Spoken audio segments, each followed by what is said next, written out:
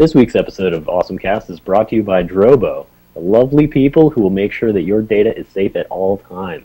Go ahead and check it out at awesomecast.com. Click on the Drobo link on the right-hand side to learn more.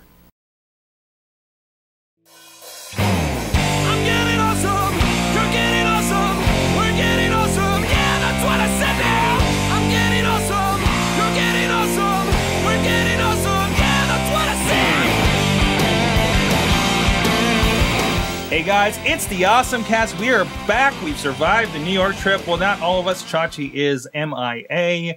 I knew I shouldn't have stored him under my seat on the megabus. But we're here. I am Sorg, and we're here in Pittsburgh, PA, and most of our people are in various reaches of the same town. Yet we're all lazy and won't get in one place. With us, head lazy guy, Rob De La Creta. How you doing? Head lazy guy? Yeah, I don't know. Why not? Sure. We'll have to take that creative technologist off of there. What is it? Oh yeah, change my. Wow, it's been a while. Yeah. How long have we been doing this? For well over a year, sir. I'm sorry we didn't have an anniversary party.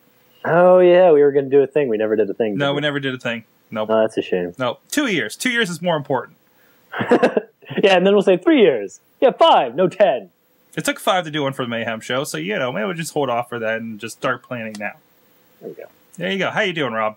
I am. I spent another day at the museum, which is why we're starting late. Apologies. I don't know. I've got orange juice. That's all I have to talk about right now. You got what? I have orange juice. Orange juice. Juice of oranges. I have apple cider. Really? I've been rocking the apple cider. I walk up the hill to the new marketplace and I get myself some apple cider. Really? Is that like literally walking distance for you? That's 3 blocks. Oh my god! They just reopened a grocery store. I would drink so much cider.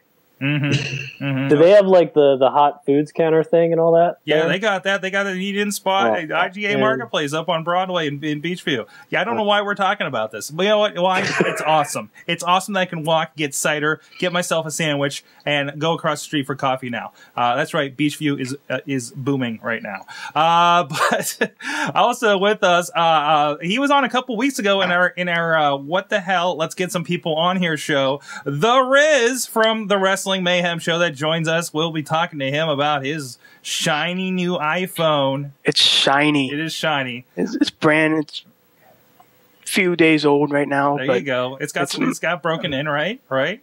I got a case for it. You know, it's cool. Cool. I know. I sound so enthused about this. You're like, dude, cool you got an story, iPhone, bro. And with us is Brett Wiewiora from OnlyInPGH.com, founder and CEO. How you doing tonight, sir? Pretty good. I appreciate being able to be on the venerated AwesomeCast. We venerated? Is it? Who venerated us? Not this guy. Who venerated us? Is that like Chachi verified? Because if so, I like that. AwesomeCast. No, that doesn't sound good, actually. So you're with OnlyInPGH.com. It's actually literally ran into you down at that Project Olympus with the day of PodCamp. Yeah, that was like the most random little piece of happenstance ever. That was awesome. This turns into a smaller town the more you get out there, it seems.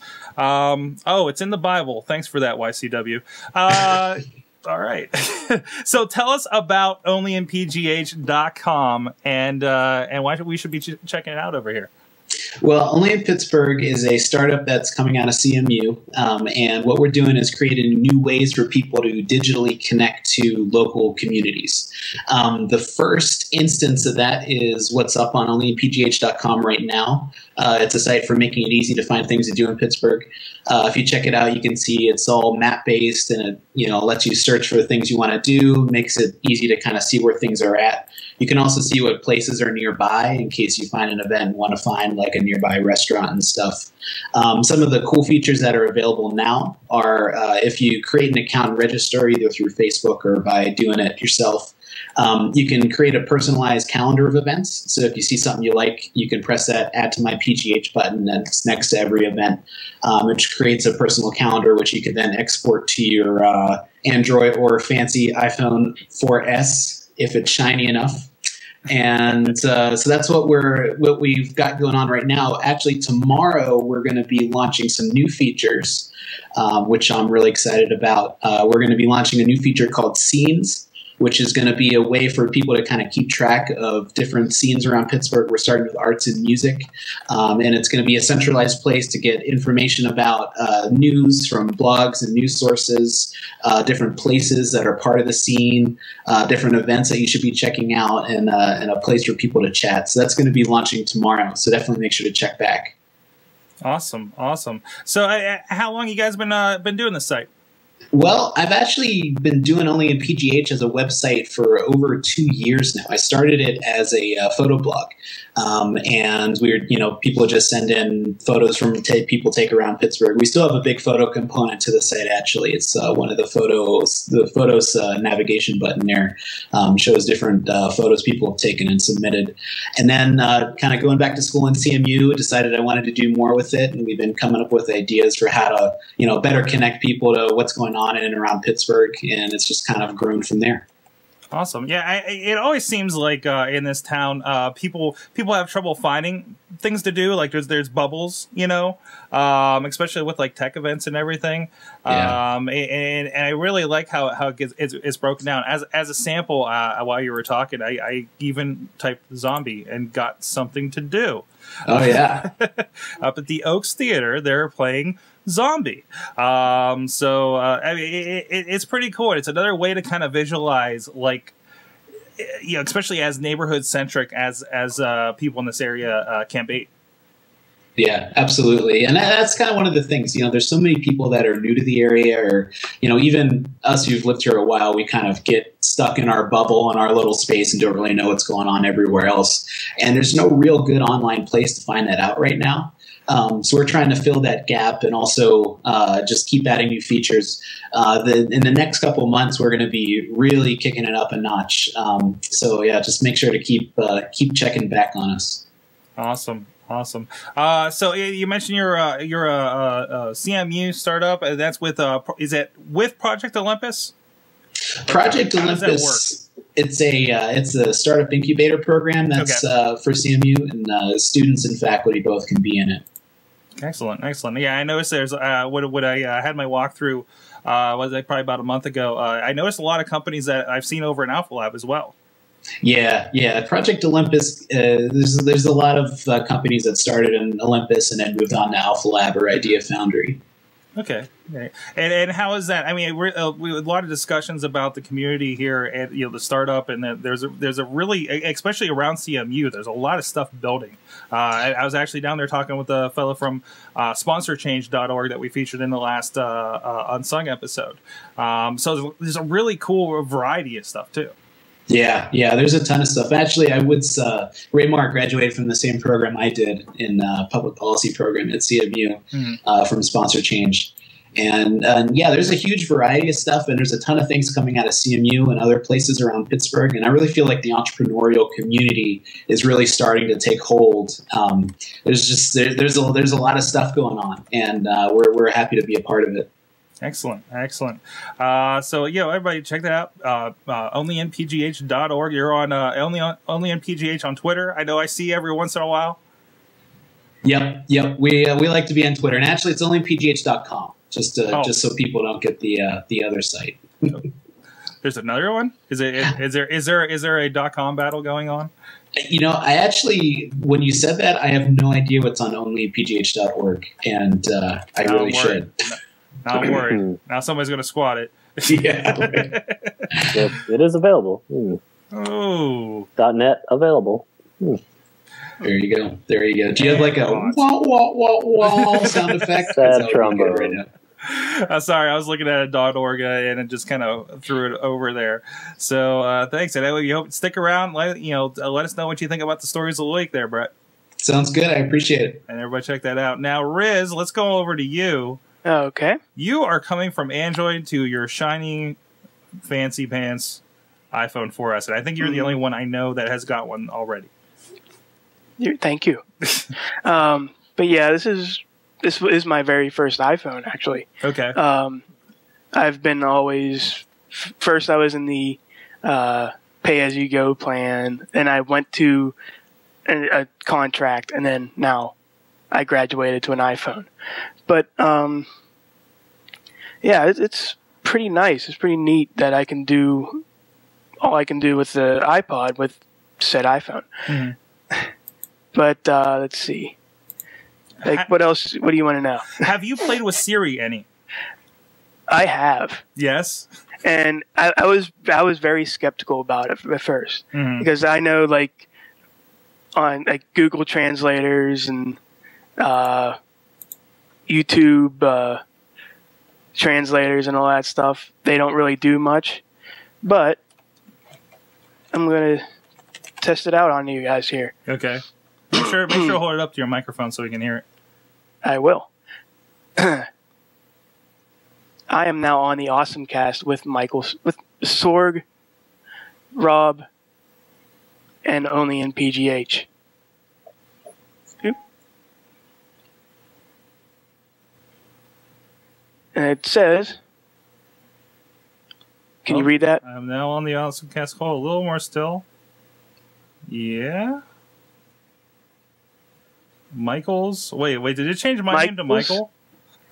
Yeah, it's not really that good. Or it says Mike. I mean, it didn't really pick it up much, because it says Michael's with his sword, Rob, and only in PGH. But you're gonna have that. I remember playing with Siri when it was a standalone app. Like, I would try to tweet, and it was okay, recognize, and then fix whatever is screwed up, and then tweet. Right. So. I think I did a good one on, like, minutes before I was on here, and it worked really well. And I did do an event thing. They got an event thing that they wanted to do, and like Wrestling Mayhem show 8 p.m. Oh, that's not good. What did it say? I found 14 restaurants whose reviews mention bagels fairly close to you. So it's not perfect. It's not perfect. But still, it's a great thing to have on here. I mean, I'm probably not going to use it much, but whenever I do, I can pretty much rely on it. So I can find a bagel. It wasn't key for you checking it out, right? In the long run. And I think Chilla before the show mentioned that it also is very, very, very fast, and that's key. I like that a lot, and of course the battery life that's pretty good. I mean, I have had it out for a day or so without a charger, and it didn't really get to the red yet. So can we test something? While I was sitting on the Mega Bus, I was looking up some news and found a Siri article. I think it was on Engadget. I'm trying to pull it up here. Ask it what the meaning of life is. Okay, I will. Hold on, let me see. What is the meaning of life? I give up. Say, I give up. I give up. There it goes. I give up. There was a bunch of them posted where, like, some of them were 42. There was one. What's the quote from Space Odyssey? Open the pod bay doors, and it says, "I can't do that." Like, open really? the pod bay doors. Oh, this says sigh. Sigh. Can I throw out another test there? Sure. I was playing around with the Google Voice search the other day, and just typing in ridiculous things. And then I started laughing, and it actually came up with LOL, which I thought was the coolest thing ever. So I was wondering if Siri does that too. Let's see. It's loading. Yeah, it didn't pick it up. Oh. Oh, it didn't. Ha ha ha ha.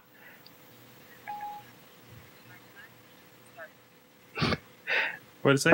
I'm glad you think it's funny. That's pretty so good. Yeah, there's a lot of humor with this thing. If you ask like where can I find some weed? It'll point you to head shops in Google Maps or whatever it looks up. If it asks where can I score some drugs, it'll look up rehab centers. So there's a good bit of humor, and a lot of people have been having some fun with it. It's pretty cool to see that. I might now have to try this out a lot more.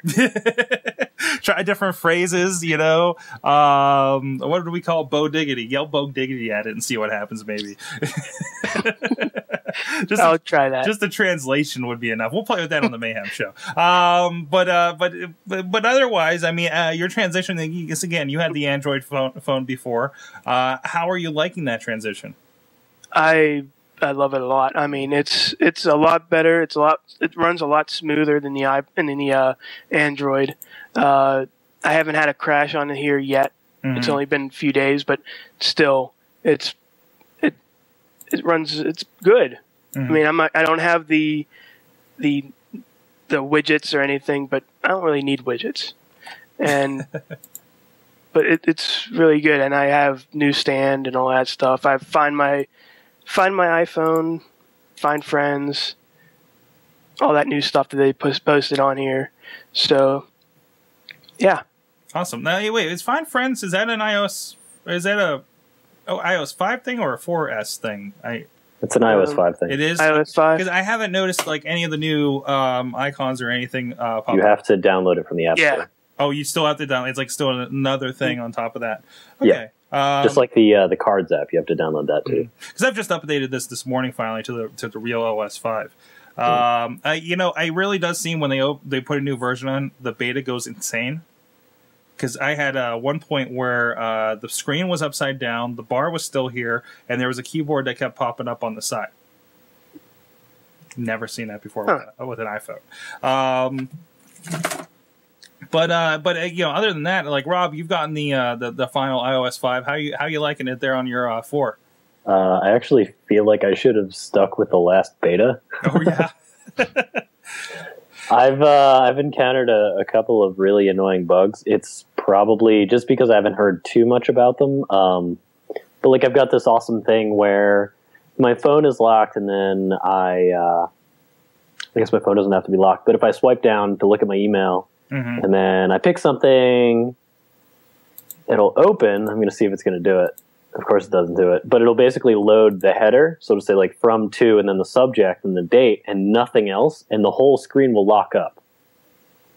So like you could try and tap anywhere you want. You're never going to get anywhere, and the email is never going to load. The only way to fix it is to close out of Mail, go into the multitasking task pane thing, whatever you want to call it, close Mail, reopen Mail, and then reselect the email from in there, and eventually everything will reload itself.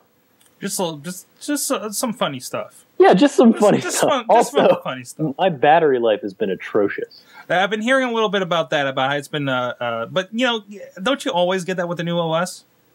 I don't know, man. I'm pretty sure it's all tied into location services, and also because what I did, I think I figured it out. It was a combination of Find My Friends, which will update your GPS status every 30 seconds, mm-hmm. And the Foursquare Radar, which was launched like a day after iOS 5 came out, which also checks your GPS chip a little too frequently. Once I turned those two off, it seemed like my battery life went right back up. And plus, how much is it doing when you're sitting on Wi-Fi with iCloud?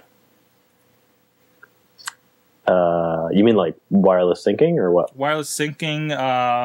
You have to enable that. I don't have that turned on. Or photo stream or anything like that? Don't do photo stream. Okay.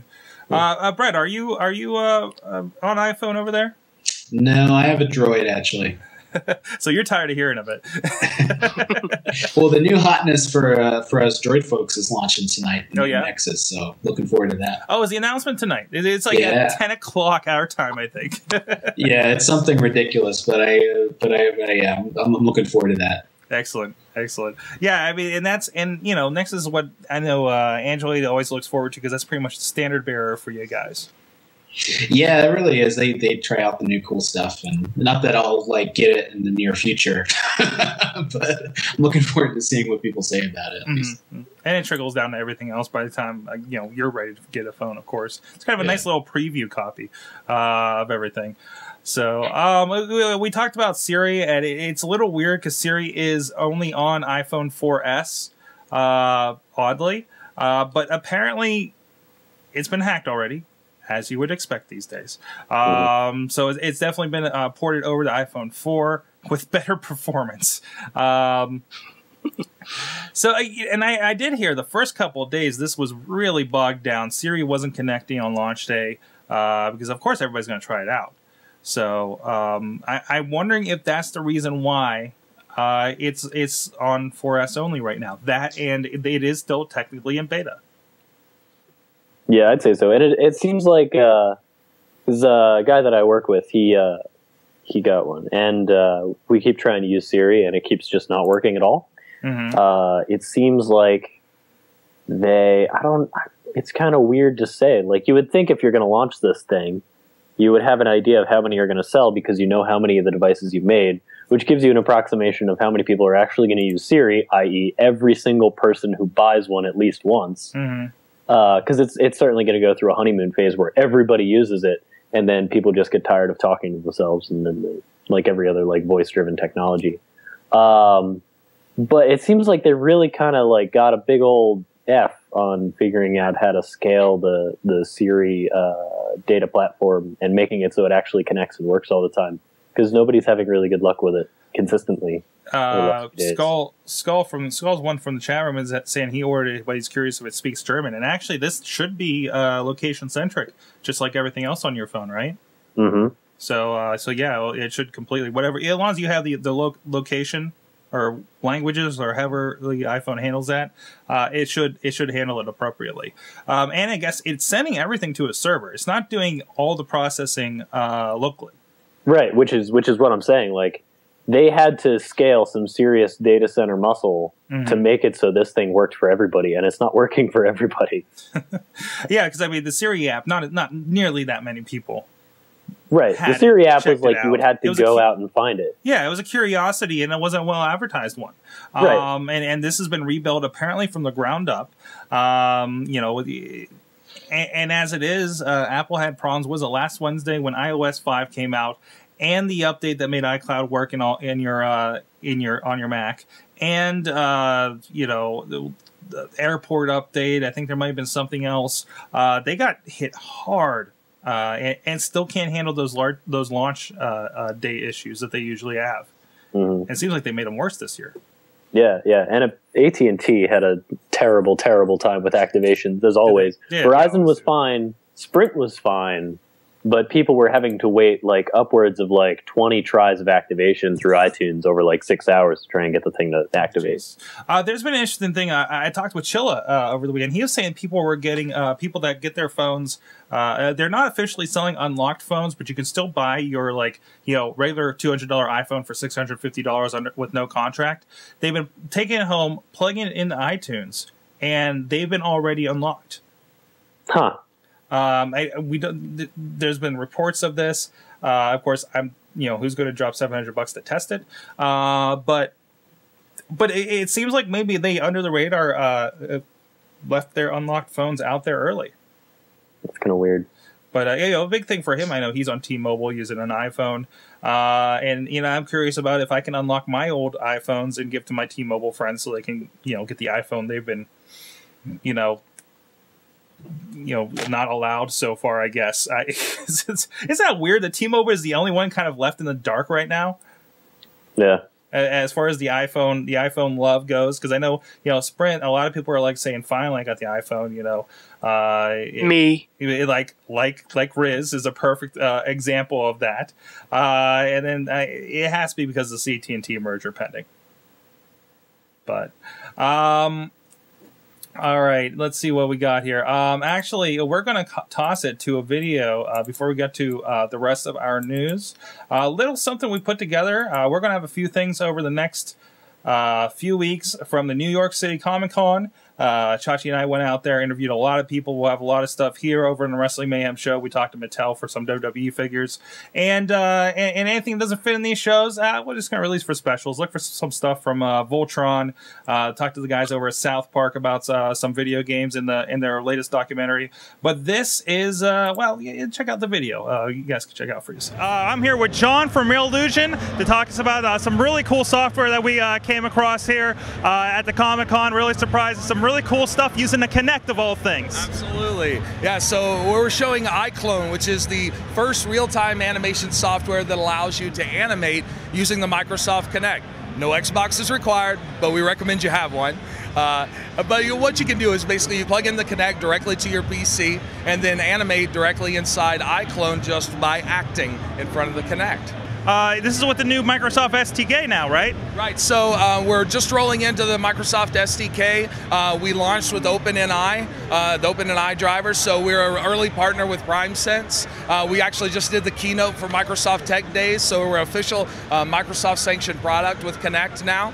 The idea is that basically you plug in the Kinect, you can audition your animation live for the character you want to bring to life, hit record your animation, and then make any tweaks on the fly. So it really makes the animation accessible to the creative minds who otherwise are usually just watching animation. Now, is there any concerns about how sensitive is Kinect? I mean, this is a consumer product. People are getting it's $150 off the shelf. Versus we've seen mocap where they have the balls. It's really sensitive. How close can this get? And is there anything we need to watch out for because it is a let's say cheaper device? Right, so the accessibility of Kinect is widespread at $149, you're right. iClone's $199, so we're kind of blowing away the ceiling of $10,000 or $15,000 or upward entry level for mocap. And if you've ever looked into any rates for renting a studio, that gets even higher. So the idea with Kinect, though, is if you played the games, you understand how the Kinect works and how it moves. We have a bit of a finer sense of animation with iClone because we're dealing directly with character control, right? The concept is that you want to have about the same amount of space as you would to play a game, about 7 feet from the Kinect. And then, it really doesn't matter. You can be in your own living room, kitchen, wherever you're comfortable to create some motion, record that motion, and get your characters moving.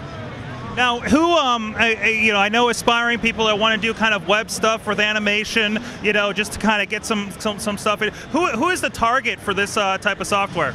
iClone really spreads, the spectrum of what kind of users we have with the software. We have everything from students that are the ages of 12 learning learning animation for the first time, getting started, all the way up to studios like Jimmy Kimmel Live and the Jon Stewart at The Daily Show are using our software because of its quick ability to address just-in-time animation so that they can respond to things that are happening in the news today before they get stale, create satirical animation with it, and then provide us with some nice belly laughs there at late night. I did a lot of work with safety training in the past, and were accident recreations, and this seems like it'd be something that'd be marketed toward development houses for that too, as well, right? Right. So it actually has a wide range. So for previs, for filmmakers, we work with studios like Flying Sorcery. These guys did all the animatics for the Iron Man movies. Previous to iClone, they were doing like little stick figures on popsicle sticks. So we think we've evolved them quite a bit. But at the same time, you have, like you mentioned, for forensic animation. Absolutely. I mean, the application really fits what you want. The content inside the software doesn't demand that you're a modeler. We have a huge repository of real-time content. So if you need a Sherman tank, you want a wizard, you need a castle, or you just want to blow some stuff up, iClone has a huge library of content. For developers or more serious folks that are modelers, we can import content from Max, Maya, ZBrush, bring in all that content. We supply a hefty amount of white papers as well as SDK and plugins for our bones so that you can rig up your characters, bring them into our software, and take advantage of the animation tools that we have to be able to create your own custom characters and animation inside our software. It takes about 5 seconds to do calibration, which is a bit unheard of in mocap world. That's usually what you do the first day in the studio. So once we've got the calibration together, you can kind of see that Kinect is really smart. It knows, even with the one camera, if I want to turn around, I can do that. So this is the rig that we would puppeteer if we want to do the animation. So now I can translate that over to the character. So I'll come over here and I'll arm my character.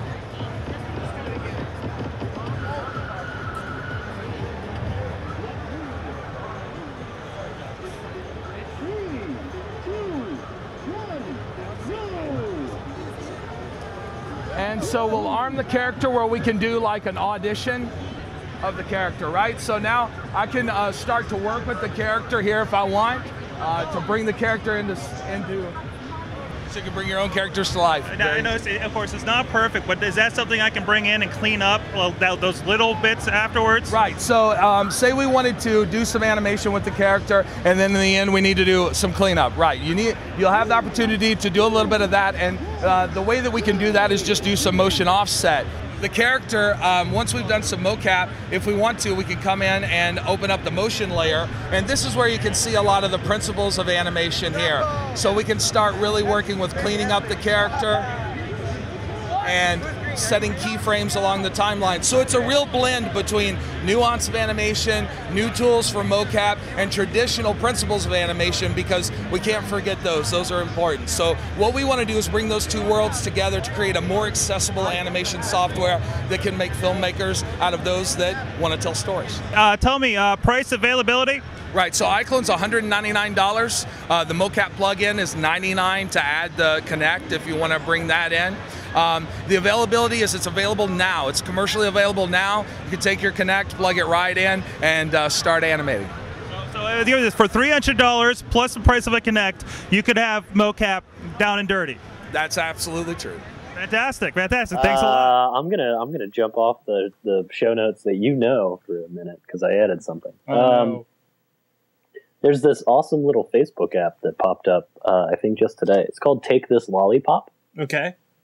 And what it is, you sign up for this app, and it says, the usual, does this application have the ability, like, do you want to grant it rights to access your feed or whatever and do that kind of stuff? And of course, you give in to all of the privacy stuff. And then it plays this awesome video of this creepy dude looking through, like, your Facebook stream and looking through photos of you, and he's getting like angrier and angrier as he's looking at all of your personal stuff, and your stuff is all embedded.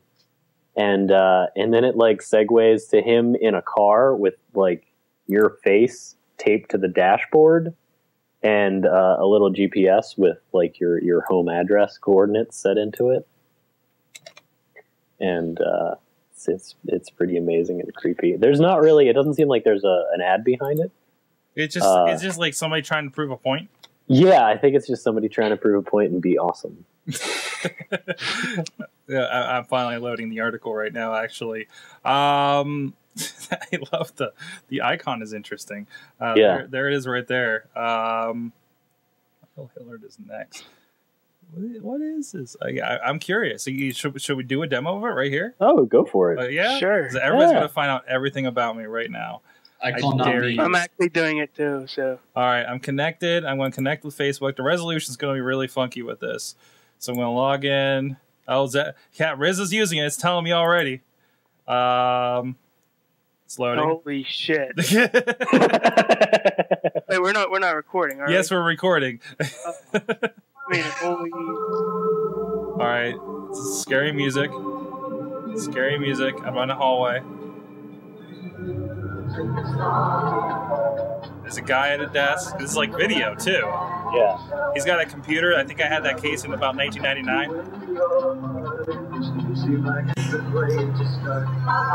I like the soundtrack. Oh no! He has me.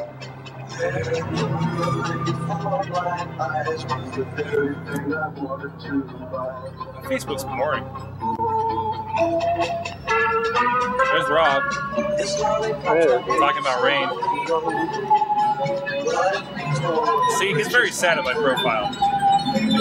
This is my wedding. Bunch of pictures from God knows when.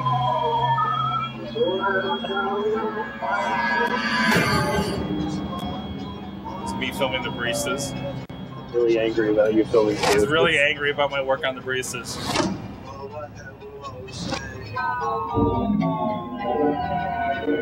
There's a lot into this. Yeah. And that's where wait. That's not where I live. Wedding photo again. I hope somebody's going to take a cue and come on.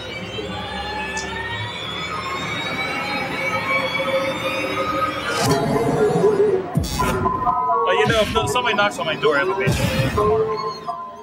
I was thinking the same. He's in the car. He's getting out of the car. There's way too much sky for that to be my place.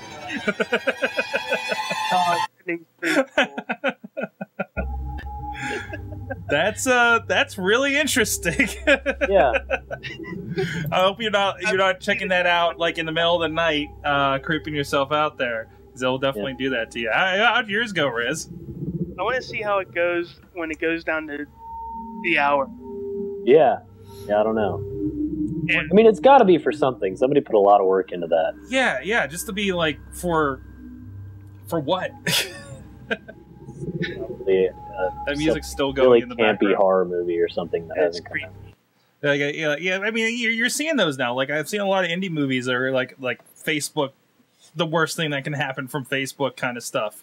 Wow, and that's just take this. Wait, what does the lollipop have to do with anything?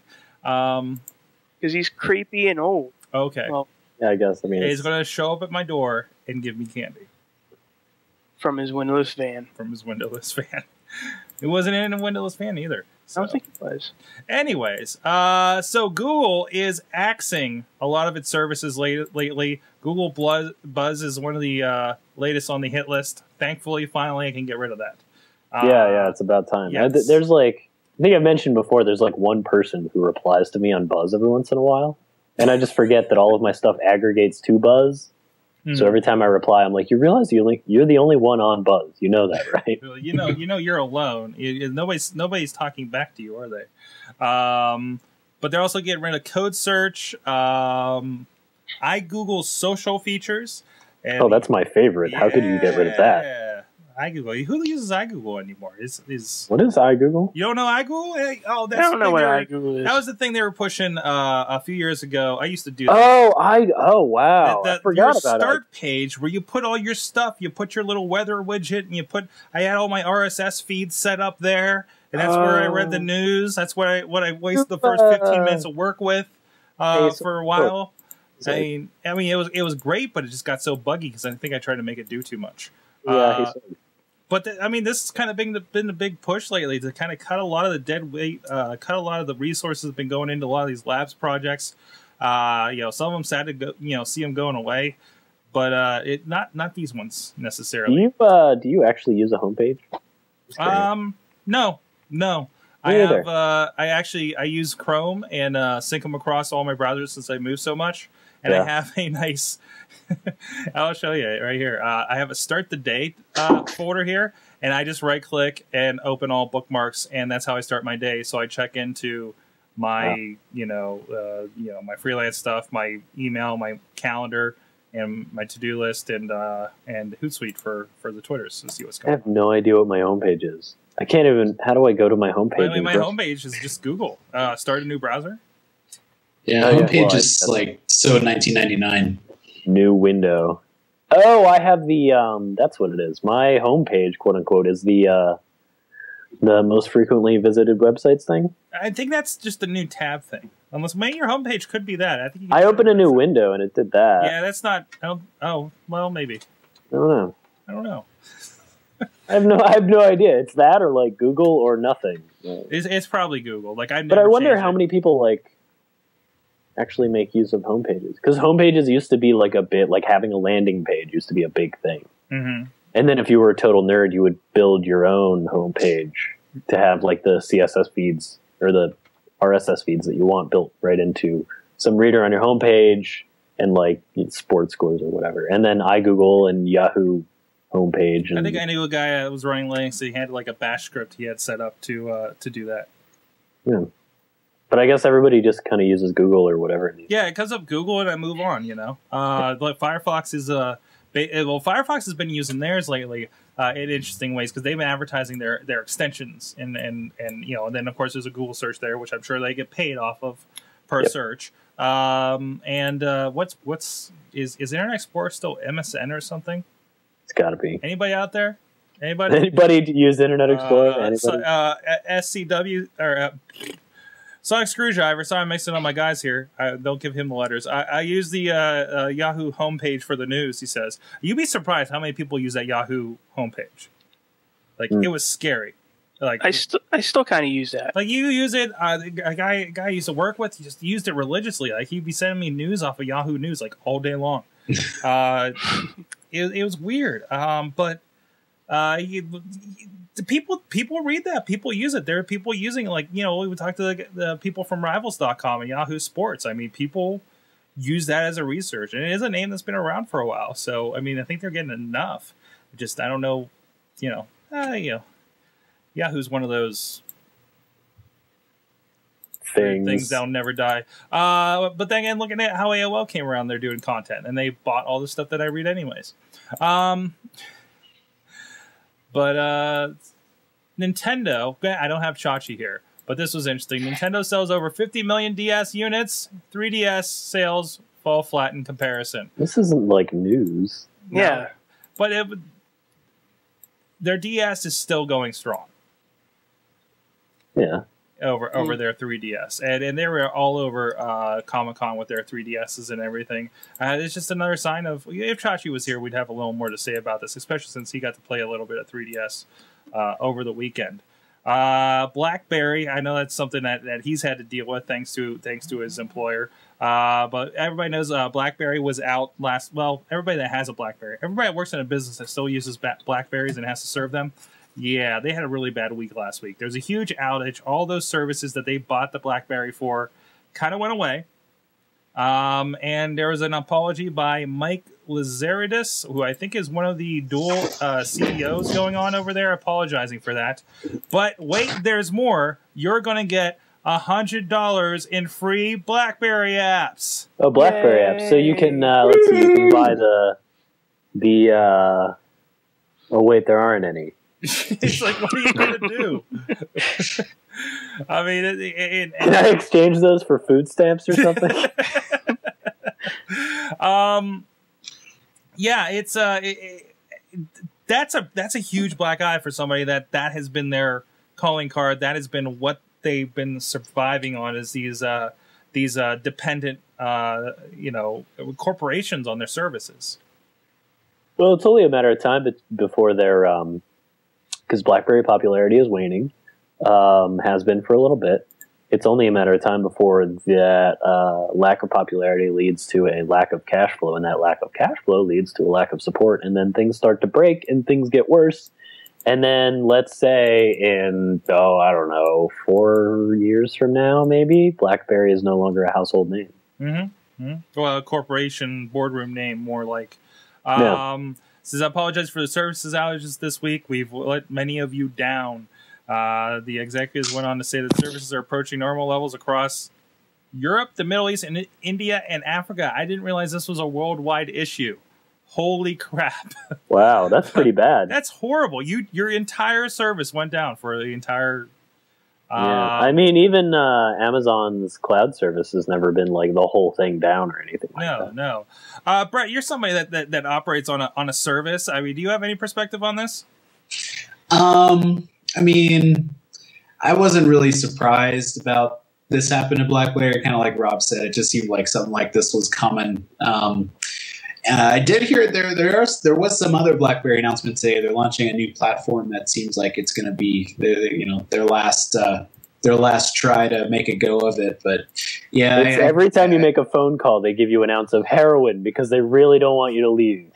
yeah. I kind of feel like BlackBerry's going the way of like CompuServe. Not Yahoo, thankfully. Yeah. Not hanging out there. Somebody's got it as their homepage. and keep sending me links to the news. Especially on the eve of, hey, shiny new iPhone 4S and record-breaking numbers for that, and last vestiges of the number. I mean, this has bumped them down to they're probably pretty close to being the number 4 smartphone behind Windows at this point, because Windows seems to be doing some tremendous stuff right now. I mean, I haven't used it, but it's what they're doing to do a commonality across their stuff, like we've seen Apple do in recent years. Seems like the right thing to do for Microsoft. When was when did the 4S come out? Like the official release date, was that the 14th? Friday. Wait, what? Friday the 14th. Friday? Yeah. So since the announcement, there's the Research in Motion. Their stock has gone down a lot. A lot. It's like slowly climbing back up, but it looks like after the issue the other day, it's going back down. I was saying $100 in apps, man. They all bought stock apps. Wow. Yeah, they're headed towards kind of like a downward plateau. They were doing pretty good for a while. They were doing good from the beginning of October up until the release of the iPhone 4S. They were doing all right. Just travel along there. I want to see if investors unexcited by RIM's free app offer. Not surprising. I did hear some other about the RIM. The RIM shareholder says more investors support push for sale. Some of them are really questioning the dual CEO-ship, which I've never heard of anywhere else before. Is that instead of getting dual core processors is your solution? Yeah. So. Have you looked at Apple stock lately by any chance? How have they been doing? So when Steve Jobs died, a lot of people were like, this is going to be it. This is going to be the end of Apple top stock. Well, they're currently rocking. Are they still? I think it's the highest it's ever been ever. Really? At $422 a share. That's been the thing is people are really kind of dismissing this new phone, but I think it really kind of shows how solid they are. The people that are dismissing are like, well, who's buying all these phones? When I hear pundits think that record people are buying iPhones because Steve Jobs died last week, is completely ridiculous. People really believe that's what's happening out there. But I'd like somebody to do an exit poll, if you will, of people who go into the Apple store and leave with an Apple product and ask them if they know that Steve Jobs died. Because I guarantee there's a good, huge percentage of them that don't have a clue. Unfortunately, you can't miss it because there's a Post-it note, there's the murals or whatever. Yeah, mural to them at just about every Apple store of some size. But still, that's such a stupid... Was that on Fox News? I have to say it. I'm sorry. What? That people are buying iPhone 4s because... No, on tech news shows that I trust. Oh, God, who? Thing. Specifically Twit. I was listening to this Week in Tech, their flagship show, and these people believe this. Really? I don't know. This is the pundits not living in the real world. This is why we do a show like this, Rob. But really, I think it's more people like Riz over there that are sitting on Sprint and haven't had the opportunity. Hi, Riz. The people like me that have been sitting on a 3GS for how many years? I mean, God, people are out there still with an edge phone.